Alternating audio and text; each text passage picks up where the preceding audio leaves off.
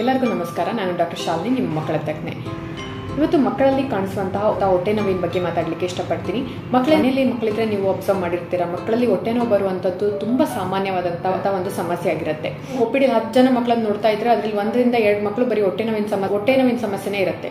So ಇದು ಇಷ್ಟು common ಸಮಸ್ಯೆ ಆಗಿದೆ. ಸೊ ಇವತ್ತಿನ ವಿಡಿಯೋದಲ್ಲಿ ಮಕ್ಕಳಿಗೆ ಹೊಟ್ಟೆ ನೋವು ಯಾಕೆ ಬರುತ್ತೆ, ಮತ್ತೆ ಹೊಟ್ಟೆ ನೋವಿಗೆ ಕಾರಣಗಳೇನು, ಮತ್ತೆ ಏನೆಲ್ಲ ಹೋಮ್ ರೆಮಿಡೀಸ್ ಅನ್ನು ನಾವು ಮಾಡಬಹುದು, ಯಾವ ರೀತಿ ಅದನ್ನು ತಡೆಗಟ್ಟಬಹುದು, ಡಾಕ್ಟರ್ ಹತ್ರ ವಿಸಿಟ್ ಮಾಡಬೇಕು, ಯಾವಾಗ ಸ್ಕ್ಯಾನಿಂಗ್ ಬೇಕಾಗಬಹುದು, ಯಾವಾಗ ನಾವು ಮಕ್ಕಳಿಗೆ ಹೊಟ್ಟೆ ನೋವು ಬಂದಾಗ ಎದುರಬಾರ್ದು, ಇದು ನಿಮ್ಗಿರುವಂತಹ ಡೌಟ್ಸ್ಗಳ ಬಗ್ಗೆ ಕ್ಲಾರಿಟಿ ಕೊಡ್ಲಿಕ್ಕೆ ಇಷ್ಟಪಡ್ತೀನಿ. ಸೊ ಇವತ್ತಿನ ವಿಡಿಯೋನ ಸ್ಟಾರ್ಟ್ ಮಾಡೋಣ.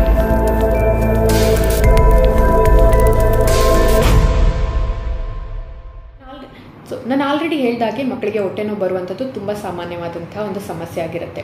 ಸೊ ಮಕ್ಕಳಿಗೆ ಹೊಟ್ಟೆ ನೋವಿಗೆ ಬರಲಿಕ್ಕೆ ಕಾರಣಗಳ ಬಗ್ಗೆ ನೋಡಬೇಕಾದ್ರೆ 2 ರೀತಿ ಕಾರಣಗಳಾಗಿ ವಿಂಗಡಿಸಬಹುದು. ಒಂದು ಸಿಂಪಲ್ ಆದಂತಹ ಸಮಸ್ಯೆಗಳು, ಒಂದು ಸೀರಿಯಸ್ ಸಮಸ್ಯೆಗಳು. ಸಿಂಪಲ್ ಸಮಸ್ಯೆಗಳಿದ್ರೆ ಮನೆಯಲ್ಲೇ 1 or 2 ಡೇಸ್ ನೀವು ವೆಯ್ಟ್ ಮಾಡಿ ನೋಡಬಹುದು, ಮತ್ತೆ ಇಮಿಡಿಯೇಟ್ ಆಗಿ ಹಾಸ್ಪಿಟ್ಲಿಗೆ ರಶ್ ಮಾಡುವಂತ ಅವಶ್ಯಕತೆ ಇರೋದಿಲ್ಲ.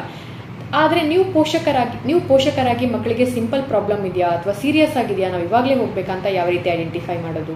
ಸೊ ಮೊದಲನೇದಾಗಿ ಮಕ್ಕಳಿಗೆ ತುಂಬಾ ಜಾಸ್ತಿ ಹೊಟ್ಟೆ ನೋವು ಬರ್ತಿದೆ, ಅವರಿಗೆ ಹೊಟ್ಟೆ ಕೂಡ ಮುಟ್ಲಿಕ್ಕೆ ಕೊಡ್ತಾ ಇಲ್ಲ, ಬೆಡ್ ಮೇಲೆ ಒದ್ದಾಡ್ತಿದ್ದಾರೆ, ಅಥವಾ ಮಕ್ಕಳು ಏನು ಊಟ ಮಾಡ್ತಾ ಇಲ್ಲ, ಕಂಟಿನ್ಯೂಸ್ ಆಗಿ ವಾಮಿಟಿಂಗ್ ಆಗ್ತಾ ಇದೆ, ಅಥವಾ ಕಂಟಿನ್ಯೂಸ್ ಆಗಿ ಲೂಸ್ ಮೋಷನ್ ಆಗ್ತಾ ಇದೆ, ತುಂಬಾ ಒಂಥರ ಸುಸ್ತು ಕಾಣಿಸ್ತಿದ್ದಾರೆ ಅಂದ್ರೆ ದಯವಿಟ್ಟು ಮನೆಯಲ್ಲಿ ಏನೇ ಟೈಮ್ ಆಗಿರಲಿ, ರಾತ್ರಿ ಆಗಿರಲಿ, ಬೆಳಗ್ಗೆ ಆಗಿರಲಿ, ಸೊ ದಯವಿಟ್ಟು ನೆಗ್ಲೆಕ್ಟ್ ಮಾಡಬೇಡಿ. ಏಕೆ ಅಂತ ಹೇಳಿದ್ರೆ ಕೆಲವೊಂದ್ಸರಿ ಮಕ್ಕಳಲ್ಲಿ ಉಂಟಾಗುವಂಥ ಈ ಅಪೆಂಡಿಸೈಟಿಸ್ ಸಮಸ್ಯೆ ಆಗಿರ್ಬೋದು, ಪಿತ್ತಕೋಶದ ಕಲ್ಲಾಗಿರ್ಬೋದು, ಅಥವಾ ಕಿಡ್ನಿಯಲ್ಲಿ ಕಲ್ಲಾಗಿರ್ಬೋದು, ಅಥವಾ ಹೊಟ್ಟೆ ಇನ್ಫೆಕ್ಷನ್ಸ್ ಆಗಿರ್ಬೋದು, ಕೆಲವೊಂದ್ಸರಿ ಹೊಟ್ಟೆಯಲ್ಲಿ ಇಂಟರ್ಸೆಪ್ಷನ್ ಅಂತ ಕರಿತೀವಿ, ಕೆಲವೊಂದು ಸೀರಿಯಸ್ ಸಮಸ್ಯೆಗಳು ಮಕ್ಕಳಲ್ಲಿ ಕಾಣಿಸುತ್ತೆ. ಈ ರೀತಿ ಸೀರಿಯಸ್ ಸಮಸ್ಯೆಗಳಿದ್ದಾಗ ಮಕ್ಕಳಿಗೆ ಈ ನೋವು ಅನ್ನೋಂಥದ್ದು ತುಂಬಾನೇ ಜಾಸ್ತಿ ಇರುತ್ತೆ, ಮತ್ತೆ ನಾನು ಹೇಳಿದ ಹಾಗೆ ಸಿಂಪ್ಟಮ್ಸ್ಗಳು ಆ ರೀತಿ ಇರುತ್ತೆ. ಸೊ ಹಾಗಾಗಿ ದಯವಿಟ್ಟು ನೆಗ್ಲೆಕ್ಟ್ ಮಾಡಬೇಡಿ. ಎಷ್ಟು ನಾವು ಇದನ್ನ ಟ್ರೀಟ್ಮೆಂಟ್ ಅನ್ನು ಡಿಲೇ ಮಾಡ್ತಾ ಹೋಗ್ತೀವೋ ಅಷ್ಟು ಅದು ಕಾಂಪ್ಲಿಕೇಟ್ ಆಗುವಂತ ಚಾನ್ಸಸ್ ಇರುತ್ತೆ. ಸೊ ಸಿಂಪಲ್ ಕಾರಣಗಳಂದ್ರೆ ಯಾವಾಗಲೂ ಒಂದ್ಸರಿ ಹೊಟ್ಟೆ ನೋವು ಅಂತ ಹೇಳ್ತಿದ್ದಾರೆ, ಸ್ಕೂಲಿಗೆ ಹೋಗಿ ಬರ್ತಿದ್ದಾರೆ, ಆಟ ಆಡೋ ಟೈಮಲ್ಲಿ ಆಟನೂ ಆಡ್ತಾರೆ, ಯಾವಾಗಲೂ ಮೊನ್ನೆ ರಾತ್ರಿ ಮಲ್ಕೊಳ್ಳೋ ಟೈಮಲ್ಲಿ ಸ್ವಲ್ಪ ಹೊಟ್ಟೆ ನೋವು ಅಂತಾರೆ, ಅಥವಾ ಊಟಕ್ಕಿಂತ ಮುಂಚೆ ಹೊಟ್ಟೆ ನೋವು ಅಂತಾರೆ, ಅಥವಾ ಎಸ್ಪೆಷಲಿ ಹೊರಗಿನ ಊಟವನ್ನು ತಿಂದ ನಂತರ ಈ ಥರ ಹೊಟ್ಟೆ ನೋವು ಅಂತ ಹೇಳ್ತಿದ್ದಾರೆ. ಬೇರೆ ವಾಮಿಟಿಂಗ್ ಇಲ್ಲ, ಬೇರೆ ಏನೂ ಕಂಪ್ಲೇಂಟ್ಸ್ ಇಲ್ಲ ಅಂತ ಹೇಳಿದ್ರೆ ನೆಕ್ಸ್ಟ್ ವಿಡಿಯೋ ಎಕ್ಸ್ಪ್ಲೈನ್ ಮಾಡುವಂತ ಹೋಮ್ ರೆಮಿಡೀಸ್ ಅನ್ನ ಮಾಡಿ 1 or 2 ಡೇಸ್ ನೀವು ಮನೇಲಿ ವೆಯ್ಟ್ ಮಾಡಬಹುದು. ಆದ್ರೂ ಕೂಡ ಹೊಟ್ಟೆ ನೋವು ಅಂತ ಹೇಳ್ತಿದ್ದಾರೆ ಅಂದ್ರೆ ಅವಾಗ್ಲೂ ಕೂಡ ನೀವು ನೆಗ್ಲೆಕ್ಟ್ ಮಾಡಬೇಡಿ. ಒಂದ್ಸರಿ ನೀವು ಮಕ್ಕಳ ತಜ್ಞರನ್ನ ವಿಸಿಟ್ ಮಾಡೋದು ಬಹಳ ಇಂಪಾರ್ಟೆಂಟ್ ಆಗಿರುತ್ತೆ. ಈ ಸಿಂಪಲ್ ಕಾರಣಗಳನ್ನ ನೋಡ್ತಾ ಹೋದ್ರೆ ಕೆಲವೊಂದ್ಸರಿ ಮಕ್ಕಳಿಗೆ ಈ ಕಾನ್ಸ್ಟಿಪೇಷನ್ ಅಥವಾ ಮಲಬದ್ಧತೆ, ಚೆನ್ನಾಗಿ ಮೋಷನ್ ಕ್ಲಿಯರ್ ಆಗದೆ ಇರುವಂತದ್ದು, ಅಥವಾ ಅವರು ಕೆಲವೊಂದು ಮನೆಗಳಲ್ಲಂತೂ ಬೆಳಗ್ಗೆ ಎದ್ದ ತಕ್ಷಣ ಕಾಫಿ ಟೀ ಕೊಡ್ತಾರೆ. ಕಾಫಿ ಟೀ ಮಕ್ಕಳಿಗೆ ಗ್ಯಾಸ್ಟ್ರೈಟಿಸ್ ಅನ್ನ ಉಂಟು ಮಾಡುತ್ತೆ. ಸೊ ಹಾಗಾಗಿ ನಾನು ಎಲ್ಲ ಪೇರೆಂಟ್ಸ್ ಅಲ್ಲಿ ರಿಕ್ವೆಸ್ಟ್ ಮಾಡೋದು ಏನಂತ ಹೇಳಿದ್ರೆ ದಯವಿಟ್ಟು ಮಕ್ಕಳಿಗೆ ಎದ್ದ ತಕ್ಷಣ ಅಂತೂ ಅಟ್ಲೀಸ್ಟ್ ಕಾಫಿ ಟೀಗಳನ್ನ ರೂಢಿ ಮಾಡಬೇಡಿ. ಮಕ್ಕಳಿಗೆ ಕಾಫಿ ಟೀ ಕೊಡೋದೇ ಮಕ್ಕಳ ಆರೋಗ್ಯದ ಮೇಲೆ ದುಷ್ಪರಿಣಾಮ ಬೀರುತ್ತೆ. ಸೊ ಹಾಗಾಗಿ ಅದನ್ನ ನೀವು ಕೊಡ್ತಾ ಇದ್ದೀರಾ ಅಂದ್ರೆ ದಯವಿಟ್ಟು ಅದನ್ನ ಫಸ್ಟ್ ಸ್ಟಾಪ್ ಮಾಡಿ.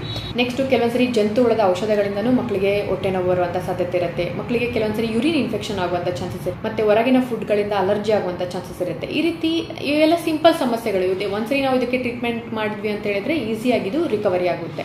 ಎಲ್ಲ ಹೊಟ್ಟೆ ನೋವಿಗೆ ಬರುವಂತ ಕಾರಣಗಳಾಯ್ತು. ಸೊ ಯಾವಾಗ ನಾವು ಎದುರಬೇಕು, ಯಾವಾಗ ಇಮಿಡಿಯೇಟ್ಲಿ ನಾವು ಹಾಸ್ಪಿಟಲ್ಗೆ ಹೋಗ್ಬೇಕು ಅನ್ನೋದೇನು ಕೂಡ ನಿಮಗೆ ತಿಳಿಸ್ಕೊಡ್ತೀನಿ. ನೆಕ್ಸ್ಟ್ ನಾವು ಈ ಹೊಟ್ಟೆ ನೋವಿನ ಕಾರಣಗಳನ್ನು ಅವಾಯ್ಡ್ ಮಾಡ್ಲಿಕ್ಕೆ ಏನೇನೆಲ್ಲ ಮೆಷರ್ಸ್ ತಗೊಳ್ಬೇಕು.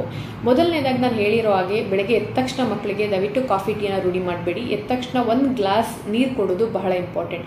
ಆಲ್ರೆಡಿ ಓವರ್ ನೈಟ್ ನಮ್ಮ ಬಾಡಿ ಅನ್ನೋದು ಫಾಸ್ಟಿಂಗ್ ಸ್ಟೇಟ್ ಅಲ್ಲಿ ಇರುತ್ತೆ, ಅಂದ್ರೆ ಡಿಹೈಡ್ರೇಷನ್ ಸ್ಟೇಟ್ ಅಲ್ಲಿ ಇರುತ್ತೆ. ಸೊ ಫಸ್ಟ್ ನಾವು ನೀರು ಕೊಡೋದ್ರಿಂದ ಹೊಟ್ಟೆ ಆರೋಗ್ಯ ಕೂಡ ತುಂಬಾ ಚೆನ್ನಾಗಿರುತ್ತೆ. ಮತ್ತೆ ಎರಡನೇದಾಗಿ ಕೆಲವೊಂದ್ಸರಿ ಮಕ್ಕಳು ಸ್ಕೂಲಿಗೆ ಹೋದಾಗ ಒಂದು ಯೂರಿನ್ ಪಾಸ್ ಮಾಡಲಿಕ್ಕೆ ಇಷ್ಟಪಡೋದಿಲ್ಲ, ಮತ್ತೆ ಕೆಲವೊಂದ್ಸರಿ ಮೋಷನ್ ಬಂದರೂ ಕೂಡ ಅದನ್ನ ಇಟ್ಕೋತಾರೆ. ಎಸ್ಪೆಷಲಿ ಇದು ಶಾಲೆಗೆ ಹೋಗೋ ಮಕ್ಕಳಲ್ಲಿ ನಾವು ನೋಡ್ತಾ ಇರ್ತೀವಿ, ಯೂರಿನ್ ಸರಿಯಾಗಿ ಪಾಸ್ ಮಾಡೋದಿಲ್ಲ, ಮತ್ತು ನೀರು ಕಮ್ಮಿ ಕುಡಿತಾರೆ ಯೂರಿನ್ ಬರುತ್ತೆ ಅಂತ ಹೇಳಿ. ಸೊ ಈ ರೀತಿ ಯೂರಿನ್ ರಿಟೆನ್ಷನ್ ಆಗೋದ್ರಿಂದನೂ ಕೂಡ ಯೂರಿನ್ ಇನ್ಫೆಕ್ಷನ್ ಆಗುತ್ತೆ. ಸೊ ಮಕ್ಕಳಲ್ಲಿ ಆ ರೀತಿ ಏನಾದ್ರು ಮಕ್ಕಳು ಮಾಡ್ತಾ ಇದ್ದಾರೆ ಅಂತ ಹೇಳಿದ್ರೆ ಅವರಿಗೆ ಅವೇರ್ನೆಸ್ ಅನ್ನು ಮೂಡಿಸುವಂಥದ್ದು ಬಹಳ ಇಂಪಾರ್ಟೆಂಟ್. ಜಂತುಹುಳದ ಬಗ್ಗೆ ಆಲ್ರೆಡಿ ಈ ವಿಡಿಯೋದಲ್ಲಿ ಡೀಟೇಲ್ ಆಗಿ ನಾನು ಮಾತಾಡಿದ್ದೀನಿ.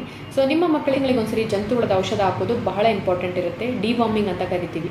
ಸೊ ನೀವು ಮಕ್ಕಳಿಗೆ ರೆಗ್ಯುಲರ್ ಆಗಿ ಡಿವಾರ್ಮಿಂಗ್ ಮಾಡ್ತಾ ಇಲ್ಲ ಅಂತ ಹೇಳಿದ್ರೆ ಅದನ್ನು ಕೂಡ ಮಾಡೋದು ಇಂಪಾರ್ಟೆಂಟ್. ಮತ್ತೆ ಮಕ್ಕಳಿಗೆ ಎಷ್ಟು ಬೇಗ ಆಗುತ್ತೋ ಅಷ್ಟು ಬೇಗ ಹ್ಯಾಂಡ್ ಹೈಜಿನ್ ಕಲಿಸೋದು ತುಂಬಾನೇ ಇಂಪಾರ್ಟೆಂಟ್ ಆಗುತ್ತೆ. ಸೊ ಹೊರಗಿಂದ ಬಂದಾಗ ಅಥವಾ ತಿನ್ನೋಕ್ಕಿಂತ ಮುಂಚೆ ಕೈ ತೊಳ್ಕೊಳ್ಳುವಂಥದ್ದು ಇದು ಬಹಳನೇ ಇಂಪಾರ್ಟೆಂಟ್. ಇದನ್ನು ಮಕ್ಕಳಿಗೆ ಎಷ್ಟು ಆಗುತ್ತೆ, 2 ವರ್ಷದ ಮೇಲ್ಪಟ್ಟ ಮಕ್ಕಳಿಗೆ ಇದನ್ನ ರೂಢಿ ಮಾಡೋದು ಬಹಳ ಇಂಪಾರ್ಟೆಂಟ್ ಇರುತ್ತೆ. ಮತ್ತೆ ಇದರ ಜೊತೆಗೆ ಹೊರಗಡೆ ಫುಡ್ ಅನ್ನು ಆದಷ್ಟು ನೀವು ಮಕ್ಕಳಲ್ಲಿ ಅವಾಯ್ಡ್ ಮಾಡಿ. ಹೊರಗಡೆ ತಿಂತಾ ಇದ್ದೀರಾ ಅಂತ ಹೇಳಿದ್ರು ಅಲ್ಲಿ ಹೈಜೀನ್ ಯಾವ ರೀತಿ ಇದೆ ಅದನ್ನ ಮೇಕ್ ಶ್ಯೂರ್ ಮಾಡಿಕೊಂಡು ಮಕ್ಕಳಿಗೆ ಕೊಡಲಿಕ್ಕೆ ಪ್ರಯತ್ನ ಮಾಡಿ. ಮತ್ತು ಇನ್ನು ಕೆಲವೊಂದು ಮಕ್ಕಳಿಗೆ ಫುಡ್ ಅಲರ್ಜಿ ಇರುತ್ತೆ, ಕೆಲವೊಂದು ಮಕ್ಕಳಿಗೆ ಎಗ್ ತಿಂದರೆ ಆಗೋದಿಲ್ಲ, ಕೆಲವೊಂದು ಮಕ್ಕಳಿಗೆ ಶೇಂಗಾ ಬೀಜದ ಅಲರ್ಜಿ ಇರುತ್ತೆ, ಅದೇ ಒಂದ್ಸರಿ ಮಕ್ಕಳಿಗೆ ಬ್ರಿಂಜಲ್ ಅಥವಾ ಬದನೆಕಾಯಿ ತಿಂದರೆ ಆಗೋದಿಲ್ಲ. ಈ ರೀತಿ ರೀತಿ ಏನಾದರೂ ಮಕ್ಕಳಿಗಿದ್ರೆ ಆ ರೀತಿ ಫುಡ್ಗಳನ್ನು ನೀವು ಅವಾಯ್ಡ್ ಮಾಡಲಿಕ್ಕೆ ಪ್ರಯತ್ನ ಮಾಡಿ. ಮತ್ತು ಹೋಮ್ ರೆಮಿಡೀಸ್ ಏನೇನೆಲ್ಲ ಮಾಡಬಹುದು, ಫಸ್ಟ್ ಆಫ್ ಆಲ್ ವಾರ್ಮ್ ವಾಟರ್ನ ಕೊಟ್ಟು ನೋಡಿ. ಮಕ್ಕಳಿಗೆ ಕೆಲವೊಂದ್ಸರಿ ಗ್ಯಾಸ್ ಇಡ್ತಿದ್ರೆ ಈ ಒಂದು ಉಗುರು ಬೆಚ್ಚಗಿನ ನೀರಿನಿಂದ ಅವರಿಗೆ ಸ್ವಲ್ಪ ರಿಲೀಫ್ ಸಿಗುತ್ತೆ. ಅದಕ್ಕೆ ಸ್ವಲ್ಪ ನಿಂಬೆ ಹಣ್ಣಿನ ರಸ ಮತ್ತು ಸ್ವಲ್ಪ ಉಪ್ಪಾಕಿ ಕೂಡ ಕೊಡ್ಬೋದು. ಇದು ಕೂಡ ಇನ್ಸ್ಟಂಟೇನಿಯಸ್ ರಿಲೀಫ್ ಸಿಗುತ್ತೆ. ಮತ್ತು ಅಜ್ವೈನ್ ಮತ್ತು ಸೋಂಪು ಇದರ ಪೌಡರ್ ಕೂಡ ನೀವು ಮಾಡಿಟ್ಕೊಂಡು ಮಜ್ಜಿಗೆ ಜೊತೆ ಅಥವಾ ವಾರ್ಮ್ ವಾಟರ್ ಜೊತೆ ಮಿಕ್ಸ್ ಮಾಡಿಕೊಂಡು ಕೊಡಬಹುದು. ಸೊ ಇದರಿಂದನೂ ಕೂಡ ಮಕ್ಕಳಿಗೆ ಏನಾದರೂ ಗ್ಯಾಸ್ ಇಶ್ಯೂಸ್ ಇದ್ದರೆ ಅದು ಕೂಡ ರಿಲೀವ್ ಆಗುತ್ತೆ ಮತ್ತು ಮಕ್ಕಳಿಗೆ ಇನ್ಸ್ಟಂಟೇನಿಯಸ್ ರಿಲೀಫ್ ಕೂಡ ಸಿಗುತ್ತೆ. ನನ್ನ ಮಕ್ಕಳಿದ್ರೆ ಹೊಟ್ಟೆ ಮಸಾಜ್ ಮಾಡೋದು ಕೂಡ ಮಕ್ಕಳಿಗೆ ಇದು ಬೆನಿಫಿಷಿಯಲ್ ಆಗಿರುತ್ತೆ. ಮತ್ತು ಮಕ್ಕಳಿಗೆ ಹೊಟ್ಟೆ ನೋವು ಬಂದಾಗ ಏನೇನೆಲ್ಲ ಟ್ರೀಟ್ಮೆಂಟ್ ಆಪ್ಷನ್ಸ್ ಇರುತ್ತೆ. ಮಕ್ಕಳಿಗೆ ಸಿಂಪಲ್ ಆದಂಥ ಸಮಸ್ಯೆಗಳಿದ್ದಾಗ, ಗ್ಯಾಸ್ಟ್ರಿಕ್ ಸಮಸ್ಯೆಗಳಿದ್ದಾಗ ಗ್ಯಾಸ್ಟ್ರಿಕ್ ಟ್ಯಾಬ್ಲೆಟ್ಸ್ ಬೇಕಾಗ್ಬೋದು, ಅಥವಾ ಮಕ್ಕಳಿಗೆ ಮೋಷನ್ ಕ್ಲಿಯರ್ ಆಗ್ತಾ ಇಲ್ಲ ಅಂತ ಹೇಳಿದ್ರೆ ಅದಕ್ಕೆ ರಿಲೇಟೆಡ್ ಆಗಿರುವಂಥ ಡಯಟ್ ಚೇಂಜ್ ಆಗಿರ್ಬೋದು, ಕೆಲವೊಂದ್ಸರಿ ಸಿರಪ್ ಕೂಡ ಬೇಕಾಗಬಹುದು. ಮತ್ತು ಯಾವಾಗ ಮಕ್ಕಳಿಗೆ ಸ್ಕ್ಯಾನಿಂಗ್ನ ಅವಶ್ಯಕತೆ ಬರ್ಬೋದು, ನಾನು ಆಲ್ರೆಡಿ ಹೇಳಿದ ಹಾಗೆ ತುಂಬ ಜಾಸ್ತಿ ಸೀರಿಯಸ್ ಏನಾದ್ರು ಸಮಸ್ಯೆ ಕಾಣಿಸ್ತಾ ಇದೆ ಅಥವಾ ಆ ಥರ ಏನಾದ್ರು ಲಕ್ಷಣಗಳಿದ್ದಾಗ ರಿಪೀಟೆಡ್ ಆಗಿ ಮಕ್ಕಳು ಹೊಟ್ಟೆ ನೋವು ಅಂತ ಹೇಳ್ತಿದ್ದಾರೆ ಅಂದಾಗ ದಯವಿಟ್ಟು ಮಕ್ಕಳಿಗೆ ಒಂದ್ಸರಿ ಸ್ಕ್ಯಾನಿಂಗನ್ನು ಮಾಡಿಸಿ ಬೇರೆ ಏನೂ ಸಮಸ್ಯೆ ಇಲ್ಲ ಅನ್ನೋದನ್ನ ಮೇಕ್ ಶೂರ್ ಮಾಡೋದು ಇಂಪಾರ್ಟೆಂಟ್ ಇರುತ್ತೆ.